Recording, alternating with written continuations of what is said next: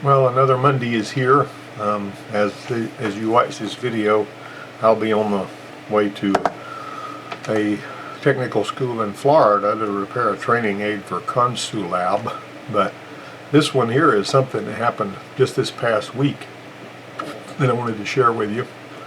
And I'll start out, whenever I wound up getting calls when I was at the dealer, and I'd been at the dealer long enough to where I guess I'd fixed a few cars, and people would, call from across town asking for help, and I would give them whatever help I thought I could on the phone. Or one time the guy from that ran another dealership down in a little town in North Florida called me, and I drove for a couple hours down there, and it was that story about that Aerostar that those guys couldn't get it started and had worked on it for a week. It was a brand new vehicle, and it just quit after the people that bought it drove it. And the guy said, "I'll make it worth your while if you'll come down here and figure out what's wrong with this Aerostar." This was like in 1988. And so I drove down there, and what I found out was that pulling the spout connector got me some spark, and that meant the engine controller had shorted the spout line, and the mechanics were just totally stunned that I found it in like 60 seconds. But I had even told that guy on the phone, have them pull the spout connector and see if it's got spark. And he said, well, they don't have enough sense to do that, which they probably did. But anyway, I got that one going. And I said, well, you said you'd make it worth my while. And he paid me $40, so, of course, we didn't agree on the price before I went, so whatever. Anyway, so there was this other guy that was from this area, but he happened to be over in North Africa. And he called me about it was a scratchy phone connection from the other side of the planet, and he had some Italian mechanics working on a Jeep Cherokee that they were trying to get started, and I managed to talk them through a fix to a fix on that one where they got it started, and he was really happy about that. But I try to help people, in as much as I can, and whenever you share your knowledge with somebody, it doesn't mean that you're giving something up. A lot of the times you gain more by sharing and explaining stuff than you would if you keep it to yourself. And I learned that a long time ago, that the more you share with other people, the smarter you get. That's usually how that works. Some people won't share anything they know with everybody because they want to be the person that has all the answers and feel like they're, top of the line. But I never have really thought like that because I always kind of enjoyed helping people anyway. Of course, I don't have all the answers. More about that later. My grandson got this new, to him, 2011 Equinox. And there he is right there. And he basically, him and my son went over across the state line up there to get it.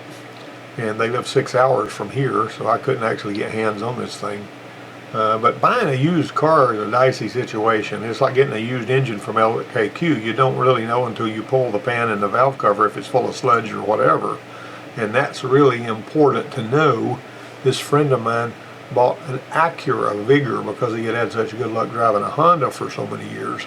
And he had only got 130,000 on it. It was a mom and pop car, and it felt to him like the perfect ride. It felt heavy on the road and had handled and drove good and accelerated well, and also he had paid $4,400 for it, and he owned it for a week, and he drove it about 200 miles on a trip to another city, and about halfway back home, the sludge that had been caked up on the inside of that thing because of all these short, cool drives that the old couple made that had retired, had sludged it up on the inside. That sludge started to melt off of there because of this long trip and this extra engine heat, and it ran down like syrup into the bottom of the pan and clogged the oil screen and locked it up. I mean, it started it for a while because the screen was clogged by all that heavy sludge, and the engine locked up. So he had to, pay $1,700 to have an engine put in it.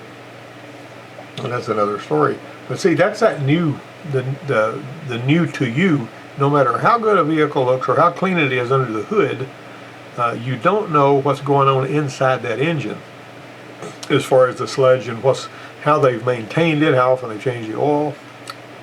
You can basically check the coolant and see if it's loaded with rust, but there's a lot of things that you cannot see, and you don't know whether one's going to fail or not. And that was just one of those things. Well, This particular one was kind of almost played out here. They drove across the state line. They bought the Equinox, and they drove it home, and it ran great. It was parked in the driveway for a week. The next time they tried to start it, it would spin, but it wouldn't quite start. And so I said, well, that's an interesting situation. He goes, I don't understand what's going on here. He said, this thing ran so good all the way home. And I said, well, let's launch our diagnosis here, and I'm doing this from 6 hours away. Of course, my son's pretty doggone sharp. He's quick on the uptake. Both my boys are. And this one here, he's a team player, and he's ready to just, jump in there and do whatever he needed to do, he's, got some financial muscle, so he didn't want to waste money, but at the same time, he wanted to be wise about the way he did things. A pretty perfect example, he went to get the oil changed on his wife's 2017 Kia Sedona, and they wanted to sell him $470 worth of a rear brake job, and he says, I'm not fooling with that. And so he drove it back home, jacked it up, and bought some brake pads and put them on there himself in about 30 minutes. But you know how brake work goes. Anyway, on these GM vehicles, a lot of these GM cars will measure low fuel pressure.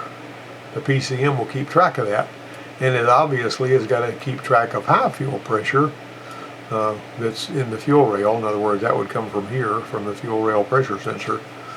But Hondas, for example, all they've got is a regulated pump in the tank, just like they would on any fuel-injected engine, and it's feeding the GDI pump. And so there's slight differences between different GDI systems, but I do know this one here had that thing. So basically, whenever you got a no start like that, you're wanting to know if it's got fuel spark compression, it's in time and all that kind of thing. But I wanted him to make sure that the low pressure fuel pump was running, that pump in the tank right there. And if that fuel pump's not running, nothing else is going to work anyway. And the spinning and almost starting sounded to me like it wasn't quite getting enough fuel. And so I said, let's put your ear against the tank and have Connor turn on the, bump the engine. Because some of these GM vehicles, when you open the driver's door, they'll run the pump to prime the system to prepare for your next start. And the body computer does that, or tells the PCM to do it. The long and short of it was, he stuck his in, he heard the pump. Whee! He said, okay, the pump's running, so the engine controller's awake, and it's trying to do what it knows it's supposed to do. So if he didn't hear the pump, that would be a different trouble tree, because you basically wouldn't know if it was the pump or an electrical problem, or if the engine controller wasn't trying to turn it on, or if there was, there's all kinds of stuff. But since you heard the pump, a whole bunch of stuff can be raked off the table. And so he heard the pump. Okay, so he plugs in his ELM 327, a little thing. You can buy one of those from Amazon for $10 or $13 or whatever. And then you download this Torque app on your phone, and you can Bluetooth it to that thing, and you've got a pretty nice little scan tool here for almost no money. And he happened to have one of those. My older son had bought a really nice scan tool that he uses on his vehicles. But he plugged it in, he found no trouble codes at all. None whatsoever. And well, since you got that, let's go ahead and see what we can do about, troubleshooting. Now, I noticed whenever he patched me in using the phone video that this engine sounded perfectly normal, compression-wise. And I'm going to play a video of that in just a minute, so bear with me. And so I recognize that I'm hearing really even compression among all the cylinders. Like I say, I'm going to play that video in a minute, you'll hear it. But so we're gathering our data. We're getting some data points here. All right, so listen.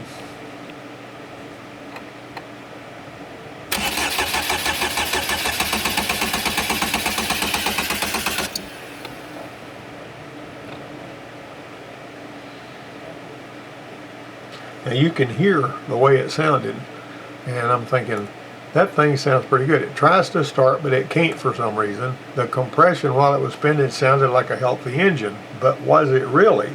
Because you can't always tell by that. Although I had one of the guys that I had chatted with online, and I'll talk about those guys again in a minute, had said that he had seen them jump as many as 3 teeth and the engine still start.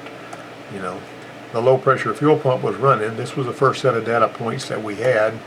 And whenever I told him to put it in clear flood mode, that's to push the pedal all the way to the floor and turn the injectors off, it didn't even try to start, which meant it was getting some fuel and it was trying to start, but it just couldn't quite do it.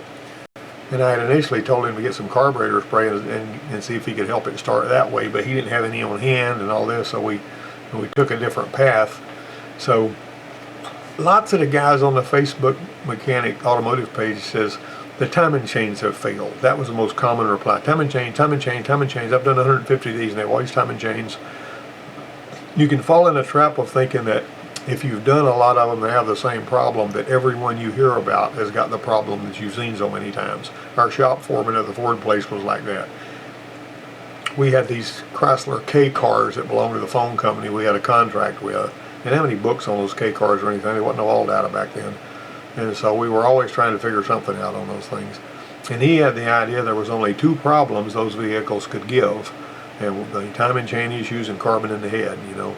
But I was telling him about another repair I was doing that I was using to fix one, changing the carburetor choke setting and all that. And he's, no, that's not going to fix anything. But it did. But see, the thing about it is, it's easy to fall into the trap of thinking, I've seen too many of them, I know this is what it is, this is just where you need to go with this. And this is what I kept getting from more than one person. A couple of them told me the GDI pump had crashed and that it didn't have any high fuel pressure. One guy said he had heard an engine knock in the video that you just listened to. I didn't hear that. Another guy said it's junk anyway, so fix it and sell it and you'll be money ahead. Whatever. Alright, so the next data point, we did a low fuel pressure check using his little torque app, and he had 64 psi. That's good fuel pressure. That should take care. I mean, it's the low pump feeds the high pressure pump. The high pressure pump jacks it up to what it needs for these GDI direct fuel injectors to squirt. And so he said it did drop to 58 psi while spinning the engine. That tells me that it's putting some fuel in there if it dropped to 58 psi. But the high pressure pump was basically working, and it was working enough to where it lowered the fuel pressure a little bit, spinning it over. Of course, you got some loss of battery power to the pump too, and that may have been part of the reason for that. But anyway, the high fuel pressure check, I had him find the high fuel pressure reading on the torque app. He added that to the display, spinning it over. He got 1,746 pounds. That should be plenty of fuel to squirt through those injectors and get that motor started. But we weren't done yet. On some of these GDI vehicles, when you disconnect the high pressure fuel pump, it maxes out. Now you might remember, if you ever worked on any of the diesels, the electronic diesels at Duramax, if you unplug the fuel control, pressure control solenoid on those, they max out. And the GM, but most of the ones that people are familiar with, when you unplug that solenoid in the high pressure pump, it flatlines the pressure. So they're not all the same. You can't assume they're all the same. I was putting together a course on gasoline direct injection for cars on demand up there in Canada, and the guy that I was working with, when I told him that some of the GMs will max the pressure out when you disconnect the fuel control solenoid, he wanted to argue about that. But I knew better than that because, well, Dave Hobbs, for one, had said that they max out, because I had done a little interface with him about that, trying to make sure I had good information. This was one of the ones that maxes out. Okay, sure enough, when he unplugged that fuel control solenoid on the high pressure pump, he got 2,224 pounds. So this thing's maxed out, and that's all the pressure it's going to need for this particular engine. This one's not a hot rod. It's basically, that's all the pressure it's going to need for that. And so the pump had not cratered. It was creating plenty of pressure. So we've eliminated the pump. All right, so we got known data points here. Good low fuel pressure, good high fuel pressure. See, our other data points are behind us. We're putting those off the table. Unknown is the fuel quality. I had that 89 Taurus I worked on one time back when it was a brand new car that I worked on for several days, and I found out finally that whoever had rented the car had put diesel fuel in the gas tank. And that was a very interesting deal that I may talk about sometime later. But it would seem that since they drove it 150 miles and had no problems after they bought it, that the fuel quality would not be an issue. And they had not put fuel in it since they drove it, as far as I had been told anyway. But that would seem to indicate fuel quality was not an issue. So let's have a look at a spark plug. Well, see, that spark plug's kind of wet, and a wet spark plug doesn't like to fire. But here's the thing. Was the wet spark plug the cause of the no start, or was it an effect of the no start? And what I mean by that is it wet because it failed to start, or did it fail to start because the plug was wet? That's something we all have to think about.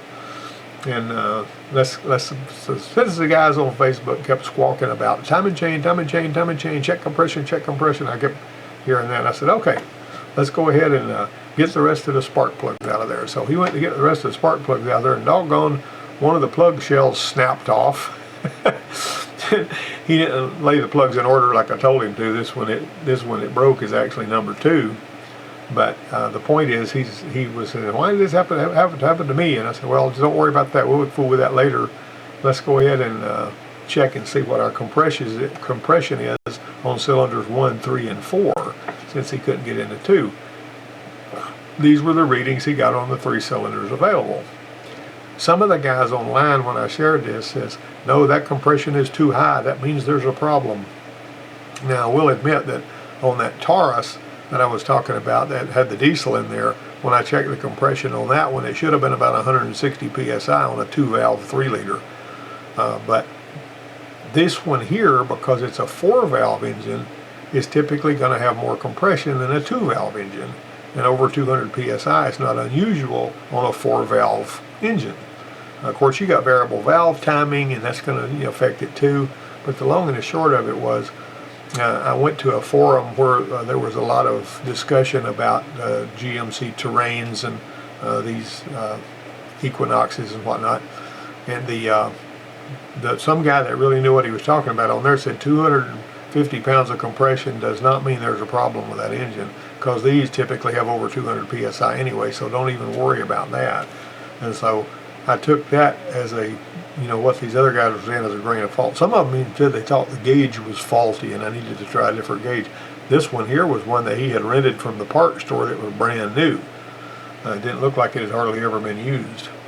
But anyway, so I said, let's go ahead and get that broken shell out. So I said, get an easy out the right side from the parts store.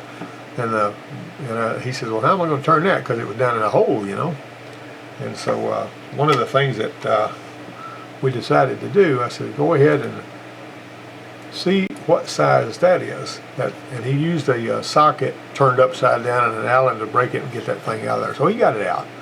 So we're revisiting the compressor reading. Since we all got the compression on every cylinder now, these are what the cylinders look like. Now, the only one that we saw that we might have a problem with at all was this one, and it was only 10% lower than the rest of them, which is not a red flag. So the rest of them were pretty even, except for that one that was slightly lower. Based on those readings, I don't think I see a timing chain issue here. Okay, cylinder number 3 was, like I say, you got to keep that in mind for later. But right now, we look like we're in pretty good shape on the rest of the motor. So I told him to buy a set of OEM spark plugs and a can of carburetor spray.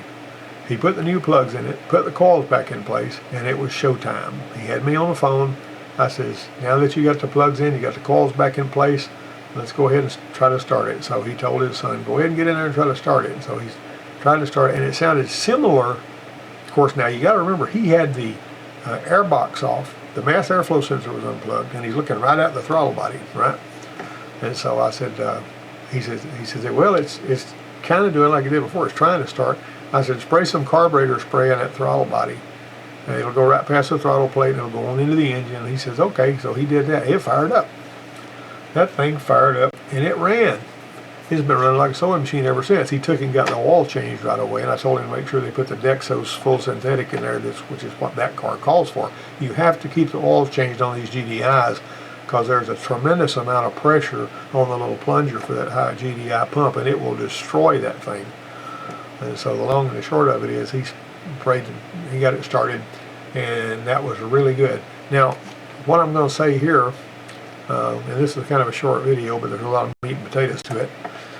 always try to see the big picture and stay on track. It's real easy to get myopia and move off in a direction that's away from where you want to go. I had a student one time, I had planted a bug by taking the ground loose from the fuel pump ground loose from a 99 GMC that I had. It was a trainer truck, and he had no fuel pressure. So he got to fooling around up there with the fuse box where the fuel pump relays were and all that. And then he went back to the area where the problem was, but he really didn't know what to do back there or something, or he just decided, you know, he would go back up. And I says, what are you doing back up here at the fuse box if you've determined the problem is back at the tank? And he says, well, I didn't know what to do back there, so I thought I'd come back up here. That's like looking for your keys under the street light when you lost them under that dark shadow of that tree over there. You're not going to find it if you're looking where it's not. So I was going to say, one morning I went to the gas station and tried to help somebody with a Chrysler that was overheating, one of those little big long Chryslers, you know, like a 95 model. And that thing was making air. It was percolating. The temperature gauge read right in the middle, didn't read hot, but you could, you know, he had added some coolant to it. It was full of coolant, it seemed like, and you could actually open the bleeder and it would, you know, show that it was full of coolant when you're pouring some in there. And but it was, when you crank that thing up, it was making air and percolating like you wouldn't believe. I said, man, the way this thing's making air, it acts like it's got a blown head gasket. And he opted to go ahead and try putting a thermostat in it. That was smart. Of course, you know, I knew I wasn't going to be the one putting a head gasket on it, but it seemed to me like a head gasket because I've seen them act like that. And he put the thermostat on it, and that fixed it. See, that was a smart thing he did because he did the cheap and easy thing first because it's on top and easy to do, and he managed to fix the car. Of course, I think he thought I was an idiot after that, and I couldn't blame him, you know, because I was thinking I just couldn't imagine this being anything making. I mean, as soon as you started it, it would start making air, you know, and, you know, building pressure in the cooling system. And that's just one of them weird things, you know, kind of like a Toyota Camry I talked about a while back. But anyway, do the cheap and simple stuff first, and you'll always be ahead of the game. You know, it's like when you're tracing an electrical problem, and you look at the whole circuit on a schematic.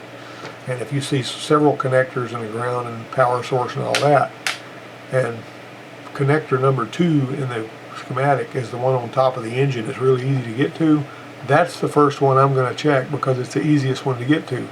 And you can basically look at both sides of the circuit from there, if you know how, and figure out which side of that connector it's on, or you may find the problem at that connector. So do the cheap and easy stuff first. Don't spend a lot of money or time doing something that's not what's wrong. And, you know, it took me a lot longer than it should have to learn that kind of thing, but I did pick up on that. And so, well,